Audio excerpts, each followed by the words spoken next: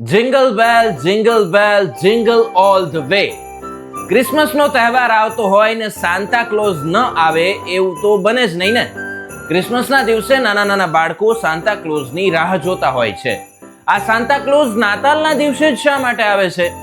શા માટે એ લાલ કપડાં પહેરીને તમારી સામે આવે છે? અને તમે બધા નાતાલ ફેસ્ટિવલમાં ક્રિસમસ ટ્રી શા માટે શણગારો છો, જાણો છો? નહીં ને?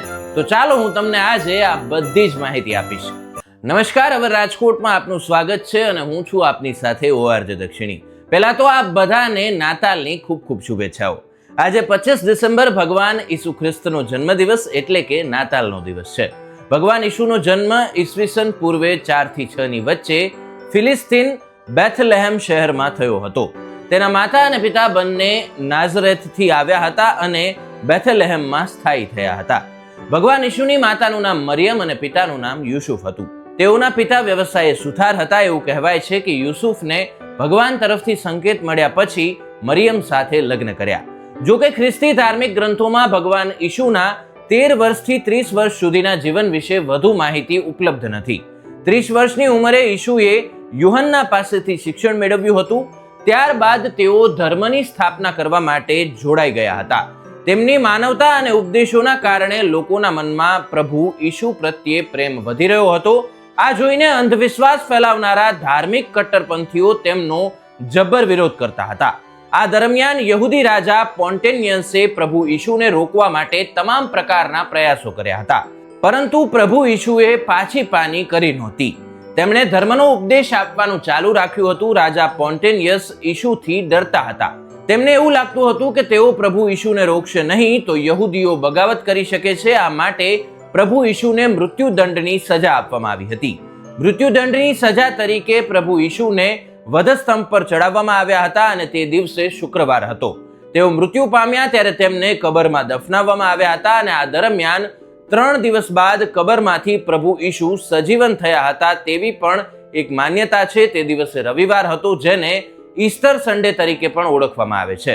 ઘણા યહૂદીઓએ આ ચમત્કારને પોતાની આંખોથી જોયો હતો. ત્યારબાદ પ્રભુ ઈસુના શિષ્યોએ તેમનો ઉપદેશ લોકો સુધી પહોંચાડ્યો હતો. તે સમયે ખ્રિસ્તી ધર્મની સ્થાપના કરવામાં આવી હતી અને આજે આ ધર્મને કરોડો લોકો અનુસરે છે. ભગવાન ઈસુની તો બધાને ખબર જ છે, પણ હવે આપણે સાન્તા ક્લોઝ વિશે વાત કરીએ.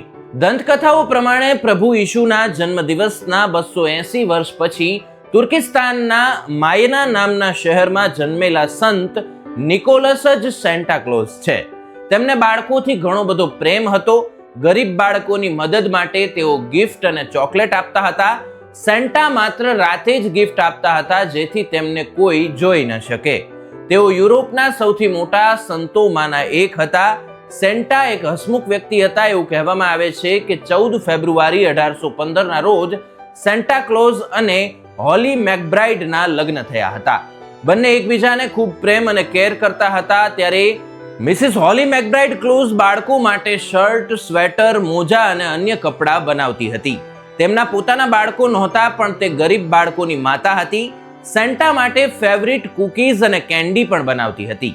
સેન્ટાને ચેસ રમતા પણ શીખવાડ્યું. બંને ઈચ્છતા હતા કે ક્રિસમસના દિવસે દરેકના ચહેરા પર સ્માઇલ હોય અને કોઈ ઉદાસ ન હોય. એવું કહેવામાં આવે છે કે એક ગરીબ વ્યક્તિને 3 દીકરીઓ હતી.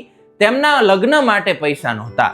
સેન્ટાએ તે છોકરીઓના સોક્સમાં સોનાના સિક્કા ભરી દીધા.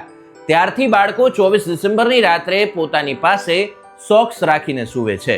ઘણી જગ્યાએ ઘરની બહાર મોજા ટીંગાડવાની પણ પરંપરા છે, જેથી સેન્ટા આવીને તેમાં ગિફ્ટ મૂકી જાય.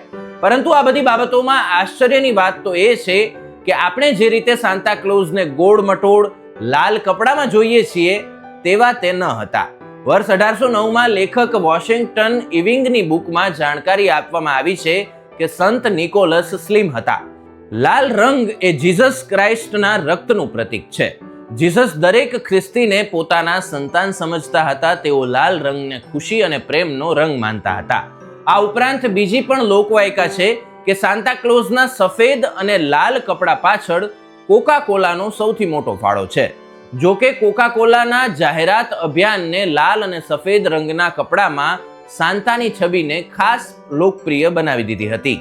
ત્યારબાદ દરેક જગ્યાએ સાન્તાને સફેદ અને લાલ રંગના ડ્રેસમાં જ જોવામાં આવી રહ્યા છે.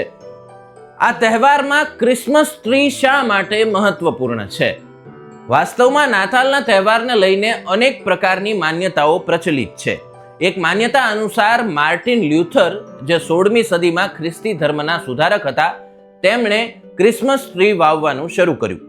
માર્ટિન લ્યુથર 24 ડિસેમ્બરની સાંજે એક જંગલમાંથી પસાર થઈ રહ્યો હતો. તે બર્ફીલા જંગલ હતા. માર્ટિન લ્યુથરની નજર જંગલમાં એક સદાબહાર વૃક્ષ પર પડી. એ ઝાડની ડાળીઓ ચાંદનીમાં ચમકી રહી હતી. આ પછી તેણે આ સદાબહાર વૃક્ષ પોતાના ઘરે લગાવ્યું. તેને નાની મીણબત્તીઓથી પણ શણગાર્યું. આ પછી તેણે ઈસુ ખ્રિસ્તના જન્મદિવસ પર આ સદાબહાર વૃક્ષને પણ શણગાર્યું અને મીણબત્તીઓથી પ્રગટાવ્યું. માન્યતા અનુસાર ક્રિસમસ ટ્રી લગાવવાનો રિવાજ આ પછીથી શરૂ થયો હતો. તો તમને ક્રિસમસ રિલેટેડ અમારી આ માહિતી કેવી લાગી છે તે કમેન્ટ બોક્સમાં જરૂરથી જણાવજો અને આપ બધાને મેરી ક્રિસમસ.